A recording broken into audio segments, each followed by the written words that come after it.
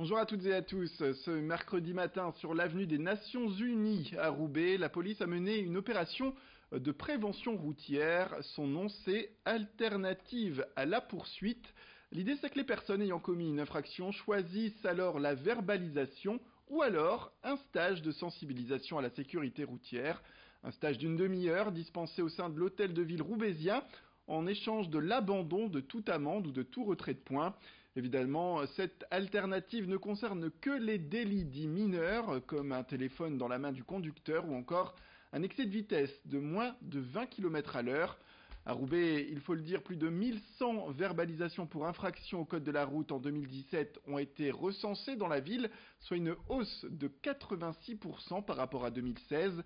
Place donc aux propos de Dominique Polo, il est directeur de la prévention et de la sécurité publique à la ville de Roubaix. Il s'exprime sur la nécessité de ce programme. Les opérations ont commencé depuis ce matin. Les gens qui ont été verbalisés, qui ont été contrôlés en infraction au code de la route, pour soit un excès de vitesse de moins de 20 km/h ou une infraction mineure, sont convoqués en obligation, s'ils acceptent évidemment de suivre le stage, de se présenter donc à ce stage de sensibilisation. Et donc vous avez 6 stages au cours de la journée. Donc ils peuvent se présenter à ce stage, soit le matin, soit l'après-midi s'ils ont un travail, en fonction de leur disponibilité. Évidemment, il y a une obligation. Si la personne ne se présente pas à des stages, elle sera verbalisée, elle recevra donc une amende à son domicile. Sensibilisation, donc ce passage de vidéo, c'est des échanges avec le chargé de prévention sécurité routière de la ville. L'actualité dans le Nord est également marquée par ces deux villes jumelées qui se sont lancées pendant la Coupe du Monde de football à un défi plein d'humour et d'amitié. Francis Benoît, le bourgmestre de Kurn en Belgique, avait proposé à l'époque à Bernard Gérard, le maire de Marc-en-Barœul, que le pays qui perdait la demi-finale devrait alors passer une journée chez l'autre pour travailler et apporter également, bien sûr, quelques petites surprises. C'est ce qui s'est passé ce mercredi. Francis Benoît a ainsi donné des cours de néerlandais aux élus de Marc-en-Barœul, en plus de découvrir toutes les facettes de la fonction du maire de la commune. Le rendez-vous a aussi été l'occasion de fêter en avance les 10 ans de jumelage entre les deux villes, puisque l'anniversaire se tiendra en 2019. Place aux propos de Francis Benoît au micro de Lucille Constant à l'issue de sa rencontre à Marc-en-Barœul. C'est une chose positive parce qu'aujourd'hui c'est un peu marrant, c'est un peu la Belgique contre la France et donc c'est ça, les relations entre Kurn et Marc-en-Barœul, c'est des choses amicales, c'est bien pour l'Eurométropole et le championnat de l'Europe, je suis vraiment certain que monsieur le maire va venir à Kurn. J'espère qu'on va bien rigoler quand je retourne à Marc-en-Barœul au futur, que tout le monde va parler le néerlandais et j'espère que ce sera une bonne leçon. Direction le cœur de la ville de Lille. Depuis le début du mois, les séminaristes en passe de devenir prêtres effectuent leurs nouvelles études dans un nouvel établissement. Le nouveau séminaire encore en cours de rénovation accueille déjà tout de même 10 séminaristes qui ont pris possession des lieux. Pour les plus jeunes, 7 années d'études les attendent au sein de ce bâtiment. Nous sommes entrés à l'intérieur. Bienvenue au 61 rue Princesse, le nouveau séminaire de Lille.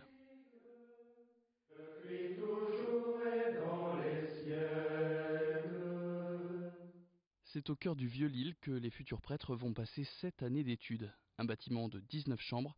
Pourtant, ils sont seulement 10 séminaristes recensés aujourd'hui. La faute à la baisse des vocations. Il y a 10 ans, ils étaient le double à peu près. Là, ils sont donc une dizaine. Et pourtant, paradoxalement, il y a un réel désir de Dieu qui grandit dans la jeunesse d'aujourd'hui. Mais ce désir de Dieu ne se concrétise pas forcément par l'entrée au séminaire. Peut-être est-ce parce que le jeune d'aujourd'hui ne sait plus trop ce qu'est l'Église. Et justement, le fait que le séminaire soit implanté au cœur de Lille, ça va permettre aussi l'annonce de Jésus-Christ aux jeunes. C'est sympa. Pourtant, la vie de futur prêtre a évolué. Au séminaire de Lille, on étudie beaucoup, mais on profite aussi d'un jardin, d'une salle de détente avec baby-foot, s'il vous plaît, et une télévision. Le tout à côté du centre-ville pour pouvoir sortir entre amis. Là, ce qu'on vit nous aujourd'hui au séminaire, un peu se rattache à ce qu'on vit déjà en paroisse. Et donc non, c'est pas du tout incompatible. Et c'est important parce que le prêtre est appelé à être tout à tous dans le cœur du monde. Et donc il faut quand même connaître ce monde pour pouvoir y être envoyé. Reste aux croyants de répondre à l'appel de Dieu et à rejoindre ce nouveau séminaire lillois. Pour cela, l'Église s'est mise à l'heure du numérique. Les jeunes prêtres branchés aujourd'hui prennent part à cela à leur échelle. Bien sûr, en tant que séminariste, on est sur Facebook, Twitter, Instagram. Je mets facilement une photo et donc avec les hashtags, c'était facile, hein, hashtag Christ, hashtag foi. Et donc on témoigne un peu de notre foi comme ça. Mon cœur incline à pratiquer tes commandements. C'est à jamais ma récompense.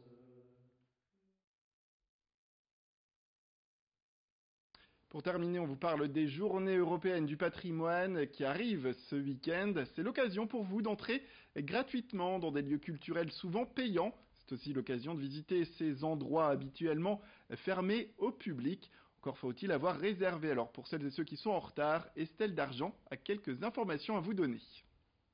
Les Journées européennes du patrimoine, c'est ce week-end, mais vous n'avez peut-être pas pensé à réserver. Eh bien, ce n'est pas grave, on vous a sélectionné plusieurs bons plans sans réservation, complètement en accès libre ce week-end. Et on commence avec les archives départementales du Nord qui ouvrent leurs portes et avec des animations plutôt sympathiques pour les enfants, avec par exemple un Cluedo géant.